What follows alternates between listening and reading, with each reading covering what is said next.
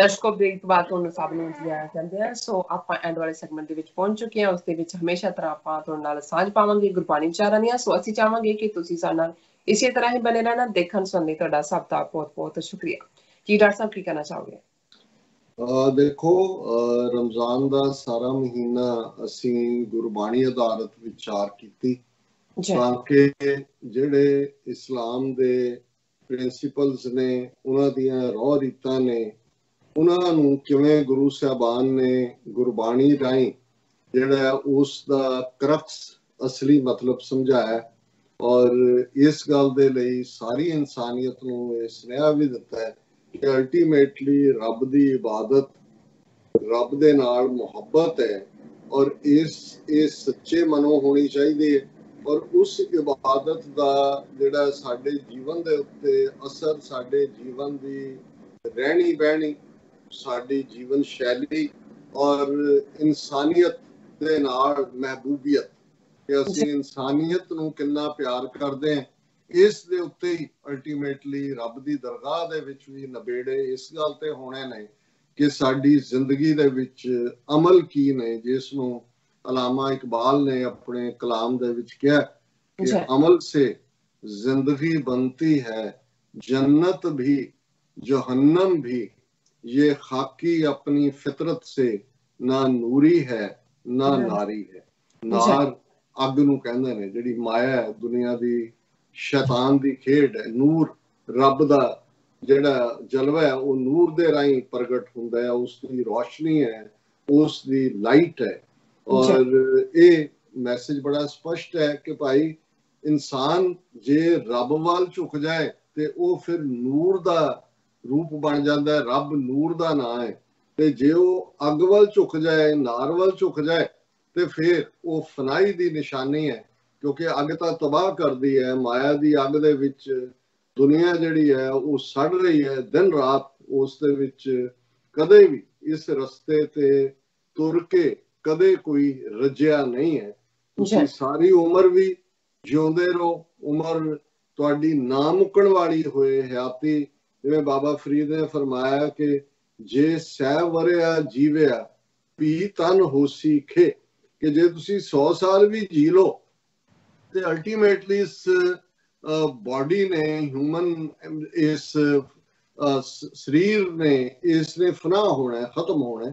ਔਰ ਅੱਜ ਦਾ ਸ਼ਬਦ ਜਿਹੜਾ ਕਿ ਭਗਤ ਕਬੀਰ ਜੀ ਦਾ, ਕਬੀਰ ਸਾਹਿਬ ਦਾ, ਗੁਰੂ ਗ੍ਰੰਥ ਸਾਹਿਬ ਦੇ ਵਿੱਚ ਪ੍ਰਭਾਤੀ ਰਾਗ ਦੇ ਵਿੱਚ ਬੜਾ ਖੂਬਸੂਰਤ ਸ਼ਬਦ ਹੈ। ਅਕਸਰ ਜਿੱਥੇ ਵੀ ਬਹੁਤ ਵਾਰ ਇੰਟਰਫੇਥ ਗੈਦਰਿੰਗਸ ਹੁੰਦੀਆਂ ਨੇ, ਆਮ ਲੋਕਾਂ ਦੀ ਸਮਝ ਗੋਚਰਾ ਕਰਨ ਲਈ ਵੀ ਔਰ ਗੁਰੂ ਗ੍ਰੰਥ ਸਾਹਿਬ ਦੇ ਵਿੱਚ ਦਰਜ ਹੈ। ਗੁਰੂ ਗ੍ਰੰਥ ਸਾਹਿਬ ਦੇ ਜਿਹੜਾ ਹੈ ਉਹ ਪੇਜ ਨੰਬਰ 1349 ਜਿਹਨੂੰ ਅਸੀਂ ਰਿਸਪੈਕਟ ਨਾਲ ਅੰਗ ਕਹਿੰਦੇ, ਔਰ ਪ੍ਰਭਾਤੀ ਰਾਗ ਦੇ ਵਿੱਚ ਹੈ। ਔਰ ਇਹ ਸ਼ਬਦ ਹੈ, ਅਵਲ ਅੱਲਾਹ ਨੂਰ ਉਪਾਇਆ, ਕੁਦਰਤ ਕੇ ਸਭ ਬੰਦੇ, ਏਕ ਨੂਰ ਤੇ ਸਭ ਜਗ ਉਪਜਿਆ, ਕੌਣ ਭਲੇ ਉਹ ਬੰਦੇ, ਲੋਗਾ ਭਰਮ ਨਾ ਭੂਲੋ ਭਾਈ, ਖਾਲਕ ਖਲਕ ਖਲਕ ਮੈਂ ਖਾਲਕ, ਪੂਰ ਰਹੋ ਸਭ ਠਾਈ ਰਹਾਓ, ਮਾਟੀ ਏਕ ਅਨੇਕ ਭਾਂਤ ਕਰ,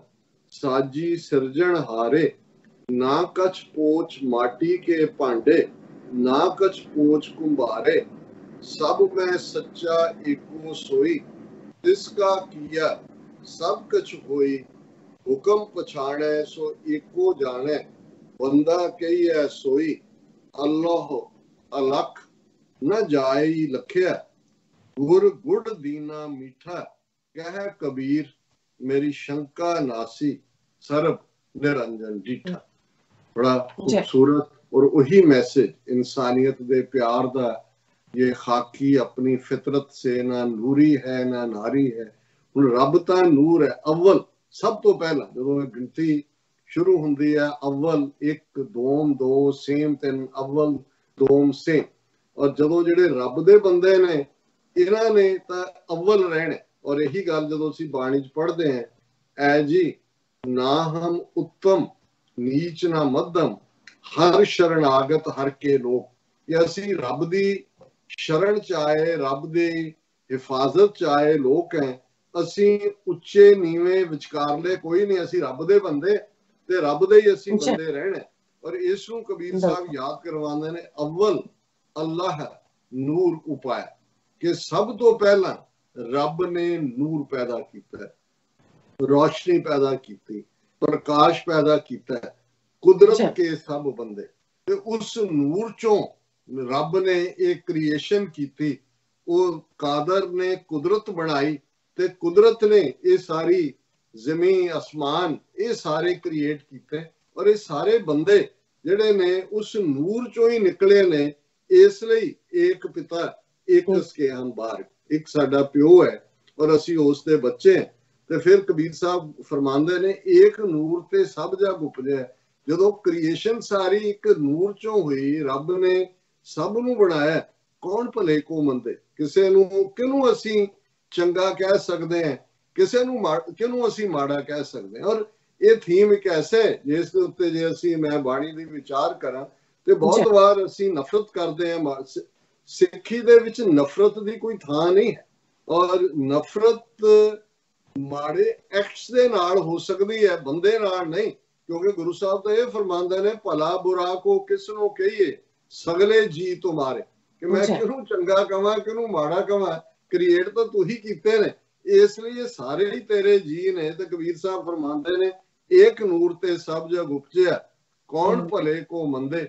ਔਰ ਇਸ ਥਾਟ ਤੇ ਫਿਰ ਐਮਫੈਸਿਸ ਹੈ, ਲੋਗਾ ਭਰਮ ਨਾ ਭੂਲੋ ਭਾਈ। ਇਹ ਮੇਰੇ ਭਰਾਵੋ ਐਵੇਂ ਭੁਲੇਖਿਆਂ ਦੇ ਵਿੱਚ ਨਾ ਪਾਓ। ਖਾਲਕ ਖਲਕ, ਖਲਕ ਮੈਂ ਖਾਲਕ, ਪੂਰ ਰਹੋ ਸਭ ਠਾਈ, ਕਿ ਉਹ ਰੱਬ ਖਾਲਕ ਖਲਕਤ ਦੇ ਵਿੱਚ ਵਸਦਾ ਹੈ। ਖਲਕਤ ਲਫ਼ਜ਼ ਹੀ ਇੱਥੋਂ ਆਇਆ ਹੈ ਕਿ ਖਾਲਕ ਉਹਦੇ ਚ ਵਸਦਾ ਹੈ। ਖਲਕਤ ਦਾ ਮਾਲਕ ਖਾਲਕ ਹੈ। ਖਾਲਕ ਖਲਕ, ਖਲਕ ਮੈਂ ਖਾਲਕ, ਪੂਰ ਰਹੋ ਸਭ ਠਾਈ ਰਹਾਓ। ਔਰ ਹੁਣ ਜੇ ਰੱਬ ਨੂੰ ਸਾਨੂੰ ਕੋਈ ਘੁਮਾਰ ਕਹਿ ਦੇ ਤੇ ਅਸੀਂ ਕਿੰਨਾ ਗੁੱਸਾ ਕਰਦੇ ਹਾਂ, ਅਸੀਂ ਤਾਂ ਫਲਾਂ ਉੱਚੀ ਬਰਾਦਰੀ ਹੈ ਤੇ ਉਹਨੂੰ ਕਿਉਂ ਕਹਿ ਦਿੱਤਾ। ਤੇ ਕਬੀਰ ਸਾਹਿਬ ਰੱਬ ਨੂੰ ਕਹਿੰਦੇ ਤੂੰ ਘੁਮਾਰ ਹੈ। ਔਰ ਕਿਉਂਕਿ ਘੁਮਾਰ ਕੀ ਕਰਦਾ, ਉਹ ਭਾਂਡੇ ਬਣਾਉਂਦਾ। ਮਿੱਟੀ ਹੁੰਦੀ ਹੈ, ਮਿੱਟੀ ਨੂੰ ਵੀ ਭਾਂਡਿਆਂ 'ਚ ਕਨਵਰਟ, ਮਿੱਟੀ ਉਹੀ ਹੈ, ਉਹਦੀ ਉਹ ਕੁੰਨੀ ਬਣਾ ਦੇ, ਹੰਡੀ ਬਣਾ ਦੇ, ਚਾਟੀ ਬਣਾ ਦੇ, ਘੜਾ ਬਣਾ ਦੇ, ਘੜੋਲੀ ਬਣਾ ਦੇ, ਕੁਛ ਬਣਾ ਦੇ। ਕਬੀਰ ਸਾਹਿਬ ਫਰਮਾਉਂਦੇ ਨੇ, ਮਾਟੀ ਏਕ ਅਨੇਕ ਭਾਂਤ ਕਰ ਸਾਜੀ ਸਾਜਣਹਾਰ ਹੈ, ਕਿ ਉਸ ਸਾਜਣਹਾਰ ਨੇ ਉਸ ਮਿੱਟੀ ਨੂੰ, ਇੱਕੋ ਹੀ ਮਿੱਟੀ ਹੈ, ਉਹਦੀਆਂ ਅੱਡ ਅੱਡ ਸ਼ਕਲਾਂ ਬਣਾਈਆਂ। ਨਾ ਕੁਛ ਪੋਚ ਮਾਟੀ ਕੇ ਭਾਂਡੇ, ਨਾ ਕੁਛ ਪੋਚ ਕੁੰਭਾਰ, ਕਿ ਨਾ ਤਾਂ ਜੇ ਕੋਈ ਮਾੜਾ ਇਨਸਾਨ ਹੈ ਤੇ ਉਹਦੀ ਮਿੱਟੀ 'ਚ ਦੋਸ਼ ਨਹੀਂ ਹੈ, ਤੇ ਨਾ ਹੀ ਕੁਮਾਰ 'ਚ ਹੈ, ਨਾ ਹੀ ਰੱਬ 'ਚ ਹੈ, ਕਿਉਂਕਿ ਬਣਾਏ ਤਾਂ ਉਹਨੇ ਨੇ ਸਾਰੇ। ਕਿ ਪੋਚ ਕਹਿੰਦੇ ਨੇ ਕਮੀ ਹੋਣਾ, ਕਿ ਨਾ ਕੁਛ ਪੋਚ ਮਾਟੀ ਕੇ ਭਾਂਡੇ, ਨਾ ਕੁਛ ਪੋਚ ਕੁੰਭਾਰੇ, ਸਭ ਮੈਂ ਸੱਚਾ ਏਕੋ ਸੋਈ, ਤਿਸ ਕਾ ਕੀਆ ਸਭ ਕੁਛ ਹੋਈ। ਤੁਹਾਡੇ ਸਾਡੇ ਸਾਰਿਆਂ ਦੇ ਵਿੱਚ ਇੱਕੋ ਹੀ ਰੱਬ ਵਸਦਾ ਹੈ, ਜਿਸ ਦਾ ਸਭ ਕੁਛ ਕੀਤਾ ਹੋਇਆ ਹੈ। ਹੁਕਮ ਪਛਾਣੈ ਸੋ ਇੱਕੋ ਜਾਣੈ, ਬੰਦਾ ਕਹੀਐ ਸੋਈ। ਉਹਨਾਂ ਨੇ ਕਿਹਾ ਜੀ ਬੰਦਾ ਉਹ ਹੈ ਰੱਬ ਦਾ ਜਿਹੜਾ ਉਹਦੇ ਹੁਕਮ ਦੇ ਵਿੱਚ ਜਿਉਣਾ ਸਿੱਖ ਜਾਂਦਾ, ਜਿਹੜਾ ਉਹਦੇ ਹੁਕਮ ਦੇ ਵਿੱਚ ਜਿਉਂਦਾ। ਔਰ ਉਹ ਰੱਬ ਉਹ ਹੈ, ਅੱਲਾਹ ਅਲਖ ਨਾ ਜਾਈ ਲਖਿਆ। ਲਖਤਾ ਹੁੰਦਾ ਜਿਹਦੀ ਤੁਸੀਂ ਮੇਸ਼ਰ ਕਰ ਸਕੋ, ਅਲਖ ਹੁੰਦਾ ਇਨਫਿਨਿਟ, ਕਿ ਉਹ ਰੱਬ ਜਿਹੜਾ ਹੈ, ਇਸ ਲਈ ਉਹਨੂੰ ਅੱਲਾ ਕਿਹਾ ਹੈ ਕਿ ਅਲਖ ਹੈ, ਕਿ ਉਸ ਨੂੰ ਤੁਸੀਂ ਮਿਣ ਨਹੀਂ ਸਕਦੇ, ਤੋਲ ਨਹੀਂ ਸਕਦੇ। ਔਰ ਇਹ ਗੱਲ ਕਹਿੰਦੇ ਨੇ ਕਿ ਮੈਨੂੰ ਮੇਰੇ ਗੁਰੂ ਨੇ, ਮੇਰੇ ਮੁਰਸ਼ਿਦ ਨੇ ਚੰਗੀ ਤਰ੍ਹਾਂ ਸਮਝਾ ਦਿੱਤੀ ਹੈ, ਅੱਲੋ ਅਲਖ ਨਾ ਜਾਈ ਲਖਿਆ, ਗੁਰ ਗੁੜ ਦੀਨਾ ਮਿੱਠਾ। ਗੁਰੂ ਨੇ ਇਹ ਗੁਰ, ਗੁਰੂ ਨੇ ਮਿੱਠਾ ਗੁੜ ਮੈਨੂੰ ਦਿੱਤਾ। ਔਰ ਕਹਿ ਕਬੀਰ ਮੇਰੀ ਸ਼ੰਕਾ ਨਾਸੀ, ਸਰਬ ਨਿਰੰਜਨ ਡੀਠਾ। ਕਬੀਰ ਸਾਹਿਬ ਕਹਿੰਦੇ ਨੇ ਕਿ ਮੇਰੇ ਮਨ ਚੋਂ ਸਾਰੇ ਸ਼ੱਕ ਸ਼ੁਬੇ ਦੂਰ ਹੋ ਗਏ, ਔਰ ਮੇਰੇ ਜਦੋਂ ਸ਼ੱਕ ਸ਼ੁਬੇ ਨਿਕਲ ਗਏ ਤੇ ਮੈਨੂੰ ਹਰ ਪਾਸੇ ਸਰਬ ਨਿਰੰਜਨ ਡੀਠਾ, ਮੈਨੂੰ ਹਰ ਇੱਕ ਦੇ ਵਿੱਚ ਉਹ ਰੱਬ ਨਜ਼ਰ ਆਉਂਦਾ ਹੈ। ਇਹ ਅੱਜ ਦਾ ਵਿਚਾਰ ਹੈ। ਔਰ ਜੇ ਸਾਨੂੰ ਇਸ ਗੱਲ ਦੀ ਸਮਝ ਆ ਜਾਏ ਕਿ ਖਾਲਕ ਖਲਕ, ਖਲਕ ਮੈਂ ਖਾਲਕ, ਪੂਰ ਰਹੋ ਸਭ ਠਾਈ, ਕਿ ਉਹ ਰੱਬ ਸਭ ਦੇ ਵਿੱਚ ਵਸਦਾ ਹੈ। ਤੇ ਇਹੀ ਗੱਲ ਜਦੋਂ ਬਾਰ-ਬਾਰ ਸਾਡੇ ਉਸ ਖਿੱਤੇ ਦੇ ਸੂਫੀ ਫਕੀਰ ਵੀ ਇਹ ਯਾਦ ਦਹਾਨੀ ਕਰਵਾਉਂਦੇ ਨੇ ਕਿ ਰੱਬ ਦਿਲਾਂ ਵਿੱਚ ਰਹਿੰਦਾ, ਤੇ ਇਹ ਯਾਦ ਦਹਾਨੀ ਕਰਵਾਉਂਦੇ ਨੇ ਕਿ ਕਿਸ ਨੂੰ ਤੂੰ ਮਾੜਾ ਕਹਿੰਦਾ ਹੈ, ਚਾਰ ਚਫੇਰੇ ਮੈਂ ਜਿੱਧਰ ਨਜ਼ਰ ਮਾਰਦਾ, ਮੈਂ ਉਹੀ ਮੈਨੂੰ ਨਜ਼ਰ ਆਉਂਦਾ ਤੇ ਇਹ ਮਨ ਦੇ ਵਿੱਚੋਂ ਹੂਕ ਉੱਠਦੀ ਹੈ ਕਿ ਮੈਂ ਤਲਬ ਸਾਈਂ ਦੇ ਨਾਮ ਦੀ, ਮੇਰੇ ਅੰਦਰ ਇੱਕੋ ਹੀ ਤਲਬ ਹੋਏ, ਇੱਕੋ ਹੀ ਡਿਜ਼ਾਇਰ ਹੋਏ ਕਿ ਉਸ ਸਾਈਂ ਦਾ ਨਾਂ ਮੈਂ ਬਾਰ-ਬਾਰ ਪੁਕਾਰਾਂ।